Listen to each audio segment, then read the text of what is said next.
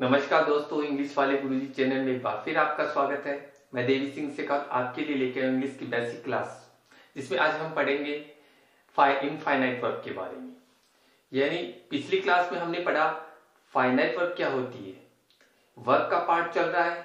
Verb के part को हमने जो मेन वर्ब है उसको 3 भागों में डिवाइड किया, ए बी सी।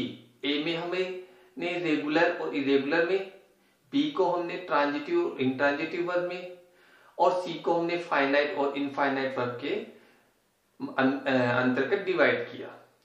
आज हम बात करेंगे, यानी रेगुलर इरेगुलर वर्ब हो चुकी है, ट्रांजिटिव इंट्रांजिटिव हो चुकी है, फाइनाइट वर्ब पिछले वीडियो में हमने क्लास में इसके बारे में डिस्कस किया था।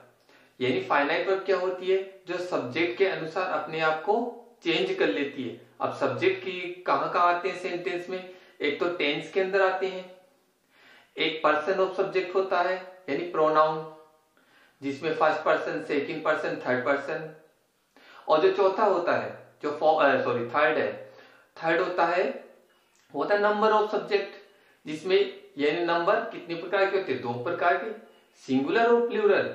और प्लूरल और सिंगुलर को हमने उसके सब्जेक्ट के अनुसार ये फाइनाइट वर्ब अपने आप को चेंज कर लेती है, यानी लिमिटेड वर्ब होती है, लिमिट में रहती है।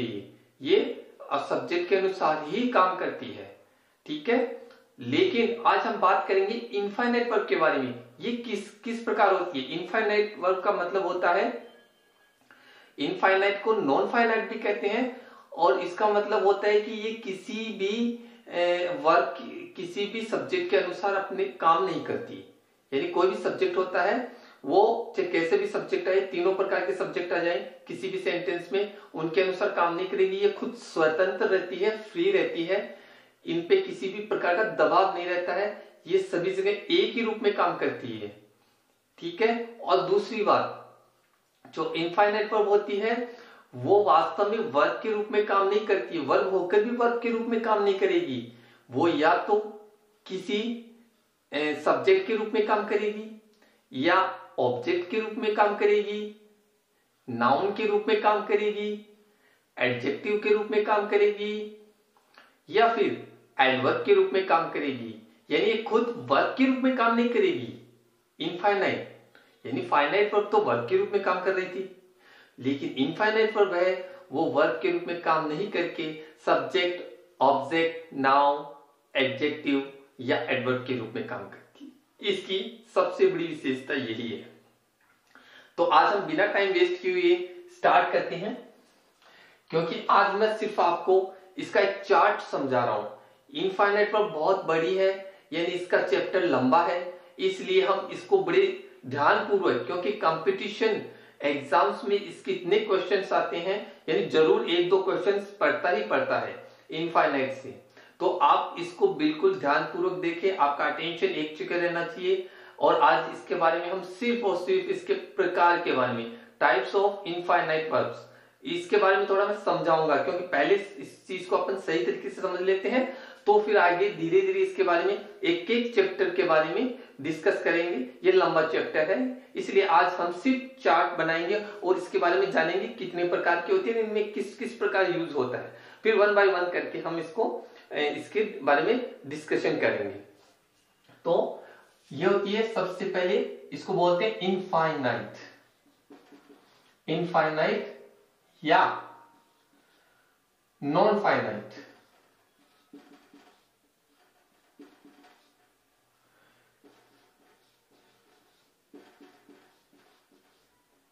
इनफाइनाइट या नॉन फाइनाइट, इसको हिंदी में कहते हैं ये असीमित, असीमित क्रियाएं, यानी इन पे किसी भी प्रकार का लिमिटेशन नहीं रहता है, ये अनलिमिटेड होती है, यानी लिमिट किसी भी प्रकार की इन पे सीमाएं बंधी हुई नहीं होती, इनमें किसी प्रकार की सीमाएं लागू या शर्तें लागू नहीं होती है, ठीक है। नंबर 1। और ये कितने प्रकार की होती है, ये मैं चार्ट के माध्यम से आपको समझाता हूं। जैसे मैं एक चार्ट बना लेते हैं हम। नंबर 1, सबसे पहले होती है 3 प्रकार से होती है। 3 प्रकार से कैसे होती है। पहला होता है infinitive, infinitive first, number 1। Number 2 होता है, इसको मिटा देता हूं और यहां लिख देते हैं जेरंड। ये हो गया नंबर 2। और जो नंबर 3 है वो है पार्टिसिपल। पार्टिसिपल यानी ये 3 प्रकार के होते हैं। ये थर्ड नंबर है। First number infinitive, second number gerund और थर्ड नंबर पार्टिसिपल। जो फर्स्ट नंबर होता है वो जो इंफिनिटिव है ये 2 प्रकार से होते हैं। कितने प्रकार के होते हैं? 2 प्रकार के। यानी फिर इनके प्रकार होते हैं, इनके इसको वापस प्रकार में बांटते हैं या टाइप्स में बांटते हैं। तो नंबर 1 और नंबर 2 जो इंफिनिटिव होता है वो 2 प्रकार के होते हैं। ये सबसे पहले एक चीज ध्यान देनी होगी कि ये इसका जो ये इंफिनिटिव बनते हैं वो सिर्फ V1 से बनते हैं, वर्ब की फर्स्ट फॉर्म से। यानी वर्ब की फर्स्ट फॉर्म इसका बेस होती है। क्या होती है? वर्ब की फर्स्ट फॉर्म इसका क्या होती है? बेस होती है। यानी ये सिर्फ वर्ब की फर्स्ट फॉर्म है, लेकिन ये फॉर्म कैसे यूज होती है, ये इंफिनिटिव में कैसे यूज हुई और कैसे बनते हैं, ये देखिए। नंबर 1, ये इंफिनिटिव को बोलते हैं, पहले वाले को फुल इंफिनिटिव, दूसरे को बोलते हैं ये फुल इंफिनिटिव। क्या होता है फुल इंफिनिटिव? यानी 2 प्लस V1, यानी वर्ब की फर्स्ट फॉर्म से पहले क्या लगेगा? 2 लगेगा। यानी 2 और वर्ब की फर्स्ट फॉर्म मिलकर बनेगी तो क्या बन जाएगा? Full infinitive. क्या बन जाएगा? Full infinitive. और ये किसके रूप में काम? दूसरा देखिए, दूसरा होता है bare infinitive. Bare infinitive, bare infinitive का मतलब विदाउट 2, यानी ये बिना 2 के सिर्फ ओनली V1 वर्ब की फर्स्ट फॉर्म लगती है। यानी 2 प्रकार के सेंटेंस आते हैं और उनमें फुल इंफिनिटिव काम करता है तो 2 प्लस V1 होगा, और बेयर इंफिनिटिव हो गया तो ओनली V1 का प्रयोग किया जाएगा। अब देखिए ये किसके रूप में काम करती है? या तो सब्जेक्ट के रूप में, या फिर किसके रूप में काम करेंगे? ऑब्जेक्ट के रूप में। यानी सब्जेक्ट के रूप में भी काम करेंगे और ऑब्जेक्ट के रूप में, यानी वर्ब के रूप में काम नहीं करके या तो सेंटेंस में सब्जेक्ट का रूप होगा या फिर किसका रूप होगा? ऑब्जेक्ट का रूप होगा। ठीक है, नंबर 1।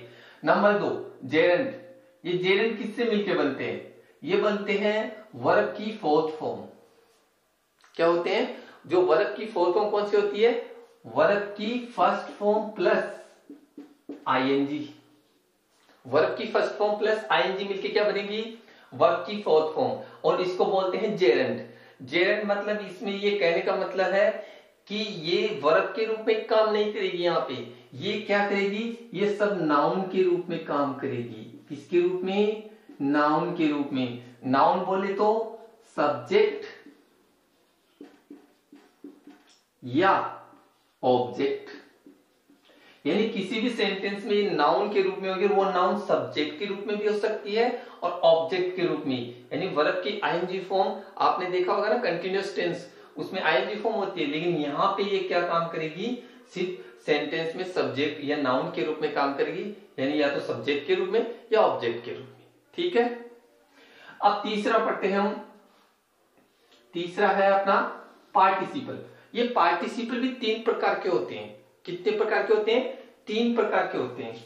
इसको भी हम डिवाइड कर लेते हैं, थर्ड, फर्स्ट, सेकंड, थर्ड। जो पार्टिसिपल होता है, पहला होता है वो प्रेजेंट बोलते हैं उसको। क्या बोलते हैं? Present participle. पार्टिसिपल। और जो दूसरा होता है वो होता है पास्ट पार्टिसिपल। और जो तीसरा होता है उसको बोलते हैं परफेक्ट पार्टिसिपल।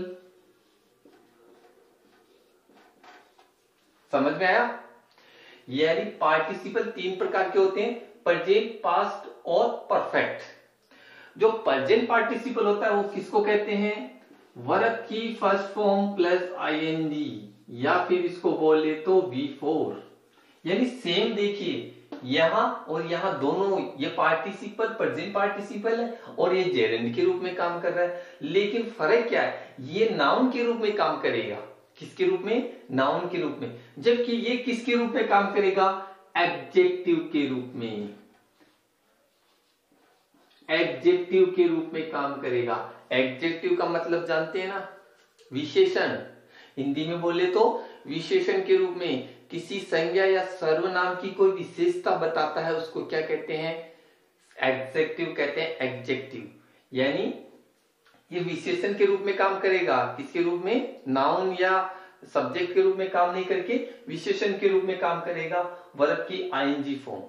ठीक है। अब पास्ट पार्टिसिपल के बारे में, ये होती है वर्ब की थर्ड फॉर्म। यानी पास्ट, प्रेजेंट, पास्ट और फ्यूचर में परफेक्ट टेंस में क्या यूज होता है? वर्ब की थर्ड फॉर्म यूज होती है ना, उसको कहते हैं पास्ट पार्टिसिपल। क्या कहते हैं? पास्ट पार्टिसिपल कहते हैं। और ये भी हमेशा किसके रूप में काम करेगी? एडजेक्टिव के रूप में। एडजेक्टिव के रूप में काम करेगी। समझ में आया? ठीक है। यानी ये दोनों वर्ब के रूप में काम नहीं करके, नाउन के रूप में नहीं काम करके, एडजेक्टिव के रूप में काम करते हैं। ठीक है। अब हम बात करते हैं थर्ड, परफेक्ट पार्टिसिपल। जो परफेक्ट पार्टिसिपल होता है, इसमें क्या होता है? इसकी एक विशेषता है। ध्यान दीजिएगा मेरे वर्डिंग पे कि मैं क्या कह रहा हूं। परफेक्ट पार्टिसिपल होता है, उसमें दो सेंटेंस होते हैं। पहले में क्या होता है? उसमें सब्जेक्ट नहीं लिखा हुआ होता है, और फिर दूसरा जो सेंटेंस होता है उसमें सब्जेक्ट लिखा हुआ होता है। यानी सेंटेंस में सब्जेक्ट नहीं होता, एक में सब्जेक्ट होता है, दूसरे में, एक में सब्जेक्ट नहीं होता, दूसरे में सब्जेक्ट होता है। यानी पहले वाले में सब्जेक्ट नहीं होता है और दूसरे वाले में सब्जेक्ट होता है। लेकिन वो सब्जेक्ट जो काम कर रहा है दोनों सेंटेंस में, उसमें एक ही आदमी काम कर रहा है, या एक ही व्यक्ति, या एक ही कोई भी सब्जेक्ट है वो एक ही काम करेगा। यानी अलग अलग सब्जेक्ट काम नहीं करेंगे, दो व्यक्ति काम नहीं करेंगे, एक ही काम करेगा। बस इसमें फर्क इतना है कि वो उस पहले वाले काम को कंप्लीट करके दूसरा काम थोड़ी देर बाद में स्टार्ट कर सकता है, तुरंत नहीं करेगा। तुरंत नहीं करके थोड़ी देर में, जैसे मैंने खाना खाया, मैंने खाना निपटाया या खाना खत्म किया और फिर मैं थोड़ी देर बाद खेलने के लिए चला गया, तो खाना निपटाया और थोड़ी देर बाद में खेलने के लिए चला गया। तो फर्स्ट वाला तो खाना कंप्लीट किया उसको, और फिर दूसरे में मैं थोड़ी देर बाद में, यानी तुरंत नहीं करके किसी काम को बाद में गया उसको करने के लिए दूसरे काम को, तो उसमें ये प्रयोग होता है। इसमें यानी मेरा कहने का मतलब इसमें एक ही सब्जेक्ट प्रयोग होगा दोनों सेंटेंस में, यानी कि अलग अलग तब नहीं होगा वो परफेक्ट पार्टिसिपल। ठीक है। तो इसका मतलब ये हो गया। इसमें क्या यूज होता है इसके लिए? हैविंग। क्या यूज होता है? हैविंग प्लस वर्ब की थर्ड फॉर्म। यानी पहले सेंटेंस, जो पहला सेंटेंस आता है उसमें हैविंग प्लस वर्ब की थर्ड फॉर्म का प्रयोग होता है। उसमें सब्जेक्ट का यूज ना भी नहीं हो सकता, और उसके तुरंत दूसरे वाले सेंटेंस में सब्जेक्ट का यूज होता है। तो पहला काम कंप्लीट हो गया इसमें। ठीक है। फिर दूसरा काम कंप्लीट करता है, उसको कहते हैं परफेक्ट पार्टिसिपल। किसको कहते हैं? Perfect participle. तो आपको बिल्कुल क्लियर समझ में आ गया। मैं एक बार वापस इसको रिवाइज करता हूं, एक पर ध्यान दे लीजिए आप, क्योंकि ये जो चार्ट है ये बहुत महत्वपूर्ण है, वेरी इंपॉर्टेंट है ये। और आप इसको अगर समझ गए तो फिर हम वन बाय वन करके हर के बारे में डिस्कस करेंगे नेक्स्ट वीडियो में। तो देखिए वापस रिवाइज कर रहा हूं। जो इनफाइनाइट वर्ब होती है उसको नॉन फाइनाइट वर्ब भी कहते हैं। और ये क्या होती है? इसमें इसको तीन भागों में डिवाइड किया हमने।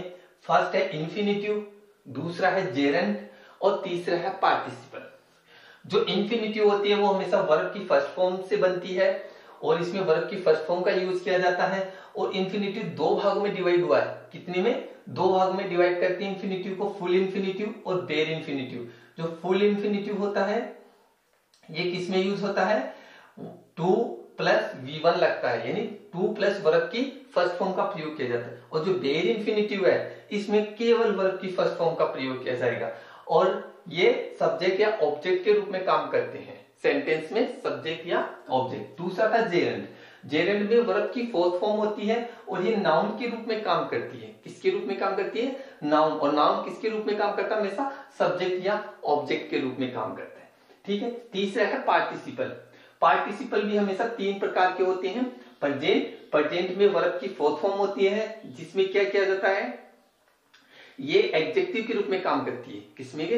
एडजेक्टिव, किसी भी सेंटेंस में कर्ता या संज्ञा या सर्वनाम की विशेषता बताती है, वो एडजेक्टिव होते हैं। और ये दूसरा होता है पास्ट पार्टिसिपल, ये भी एडजेक्टिव के रूप में काम किया जाता है और इसका वर्ब की थर्ड फॉर्म होती है, यानी वर्ब की थर्ड फॉर्म के रूप में, वर्ब के रूप में काम नहीं करके एडजेक्टिव के रूप में काम करेगी।